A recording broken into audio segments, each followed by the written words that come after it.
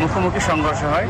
তাৎক্ষণিকভাবে fire service, Osmaninagar থানা এবং হাইওয়ে পুলিশ ঘটনাস্থলে আসে। সিলেট ও বগুড়ায় সড়কে 16 জনের প্রাণ কেড়ে নিল বাসের বেপরোয়া গতি, আহত আরো 32 জন। ভোরে সিলেটের ওসমানীনগরে 2 বাসের সংঘর্ষে 9 জন নিহত হন, আহত হন আরো 14 জন।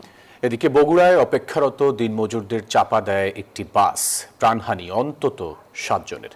এই ঘটনায় আরও 18 জন আহত হয়েছেন। প্রতিনিধিদের তথ্য ও ছবিতে ডেস্ক রিপোর্ট।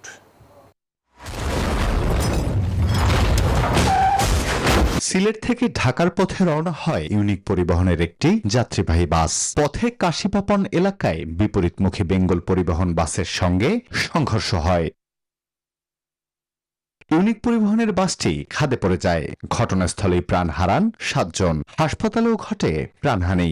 হঠাৎ করে দেখি যে বেঙ্গল এই সামনে দেখি সংগ্রহ, তারপর এই দিকে চাইলাম, তখন দেখি ইউনিকের অবস্থা খুবই জটিল। রাস্তার মধ্যে অ্যাক্সিডেন্ট হয়েছে, এই শেষ।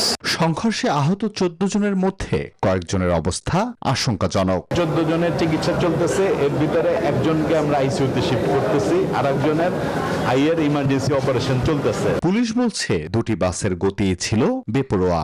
এখানে মুখোমুখি সংঘর্ষ হয়। তাৎক্ষণিকভাবে ফায়ার সার্ভিস, ওসমানীনগর থানা এবং হাইওয়ে পুলিশ ঘটনাস্থলে আসে। এদিকে ভোরে বগুড়ায় সড়কের পাশে কাজের জন্য অপেক্ষায় থাকা শ্রমিকদের চাপা দেয় শাহ ফতে আলী পরিবহনের একটি বাস।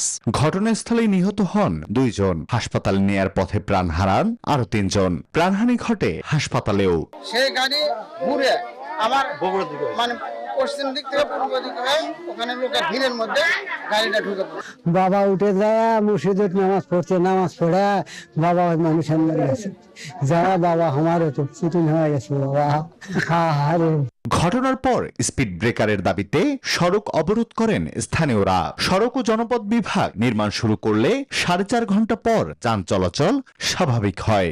কোনো রোগী এখানে চিকিৎসার ব্যাপারে কোনো ধরনের অবহেলা হবে না। যার যেটা প্রাথমিক চিকিৎসা দিয়ে যারা চলে যাওয়ার মধ্যে তারা যাবে, আর যাদের অপারেশন লাগবে পরবর্তীতে তাদের অপারেশন হবে। এই ঘটনায় আহতরা হাসপাতালে চিকিৎসাধীন। তারা সবাই দিনমজুর। Desk report, news 24।